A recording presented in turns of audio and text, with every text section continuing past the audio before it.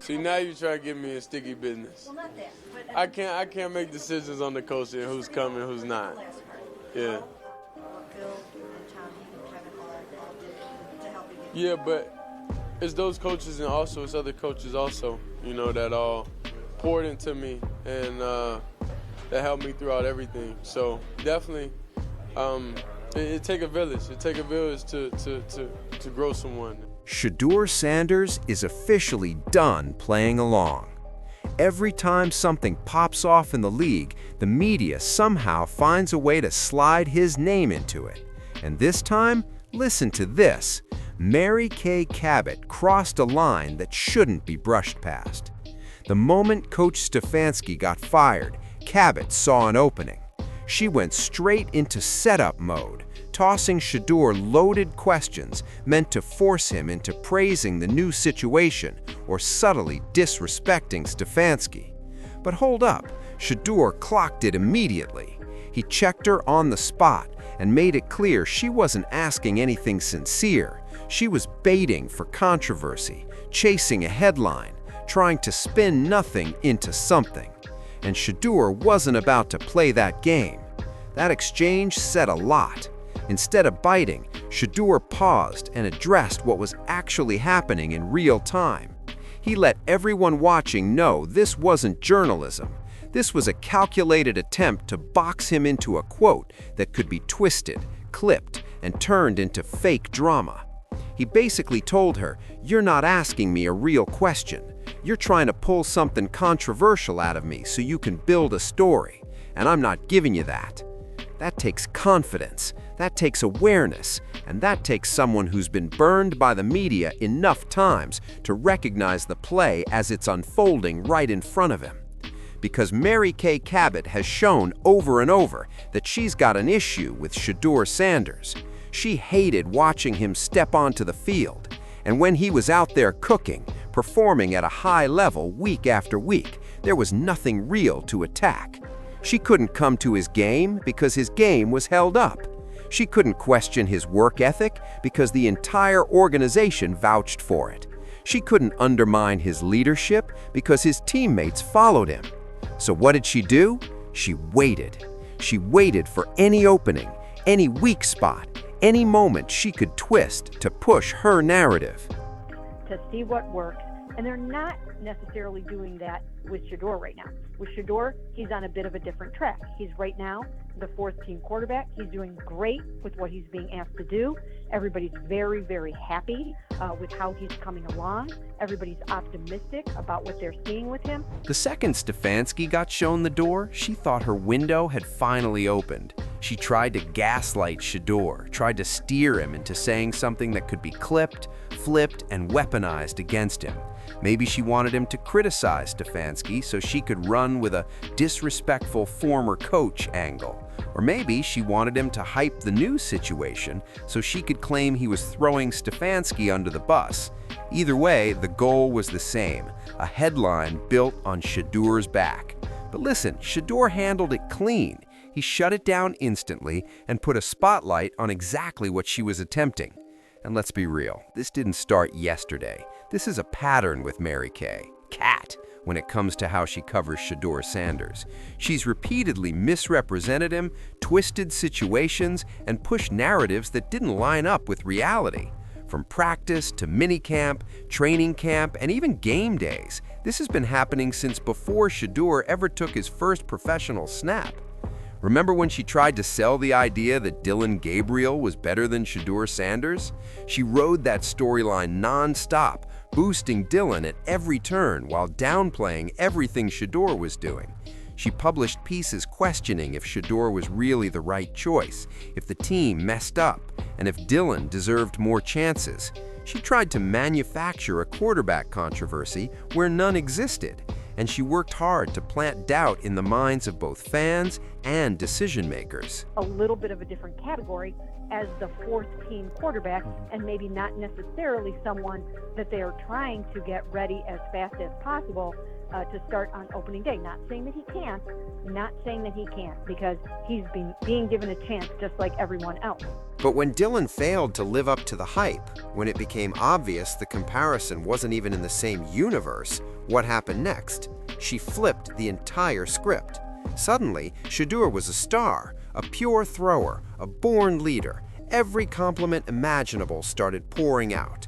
She switched up fast once she realized she'd backed the wrong storyline. She moved like she'd been in his corner the whole time, like she hadn't spent weeks tearing him down while propping someone else up at his expense. That kind of whiplash isn't journalism. That's agenda-driven coverage. That's someone more interested in being part of the story than reporting it honestly. And the moment she spotted another angle, another possible spark for controversy, she went right back to aiming at Shedeur Sanders. This is her pattern. This is the playbook. Find a hook, twist the narrative, stir controversy, chase clicks, and if Shedeur Sanders gets caught in the crossfire, so be it. That seems to be the mindset. And don't forget the speeding ticket situation. When Shedeur got that ticket, Mary Kay Cabot treated it like the scandal of the year. She pushed the idea that Shedeur Sanders didn't belong on the team, painting him as irresponsible, reckless, and unfit to represent the organization. She turned a minor issue into a full-blown character attack over a traffic violation, a speeding ticket. Sit with that for a second. Care if the team will admit that or not, but this goes on the negative side of the ledger for Shedeur Sanders in terms of winning the quarterback competition right now. Professional athletes are human beings. Let's start there.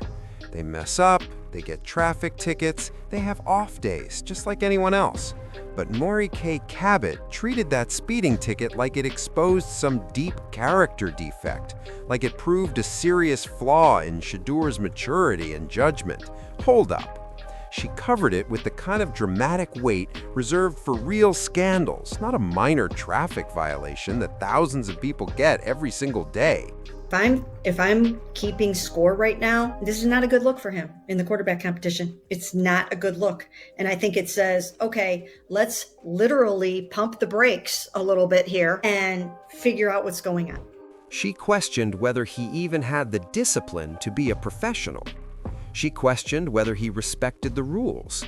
She questioned whether the organization should be worried about his off-field behavior. All of that over a speeding ticket. The reaction was ridiculous, but it served a purpose.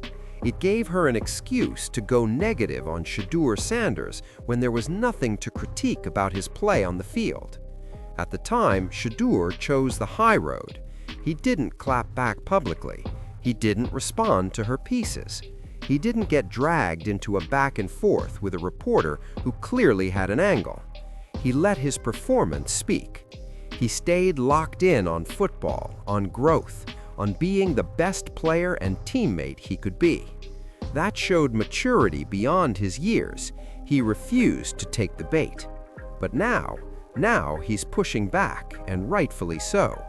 He's had enough of the manipulation, enough of the agenda-driven coverage, enough of Mary Kay Cabot painting him as the villain in every storyline. Because there's a point where silence stops looking mature and starts looking like consent.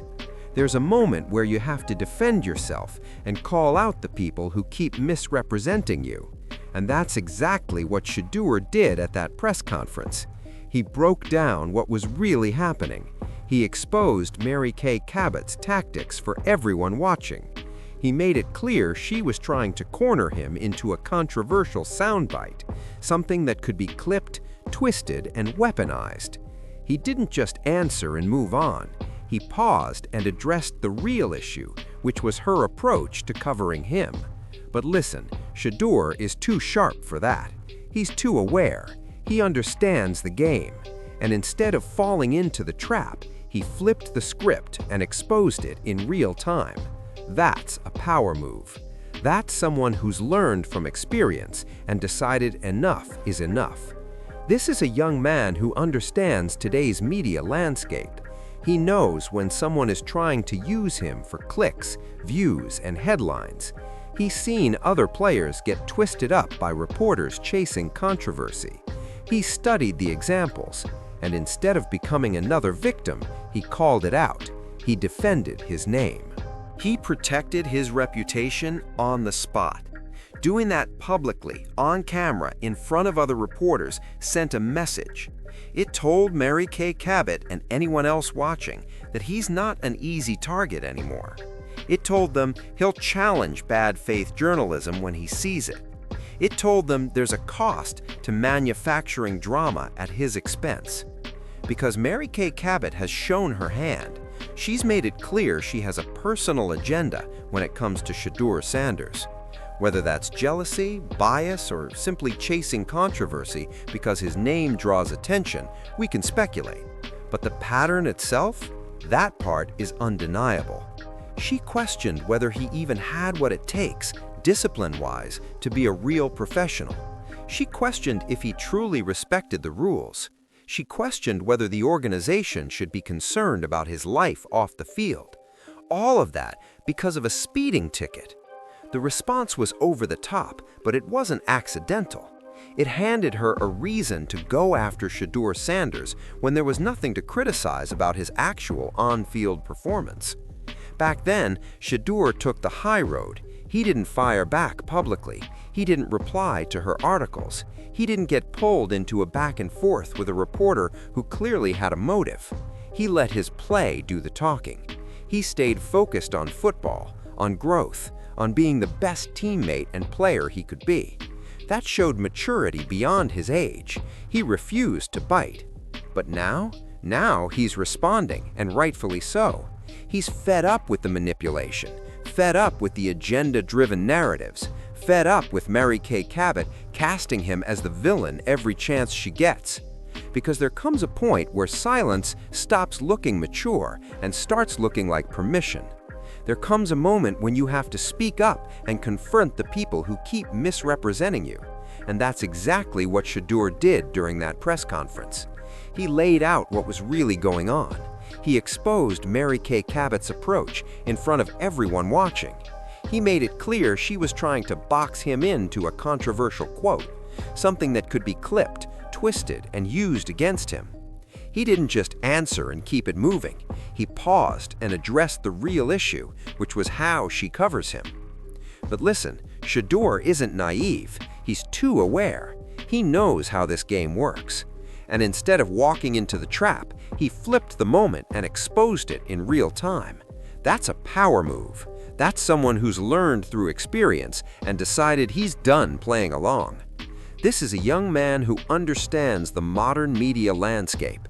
He recognizes when someone is trying to use him for clicks, views, and headlines.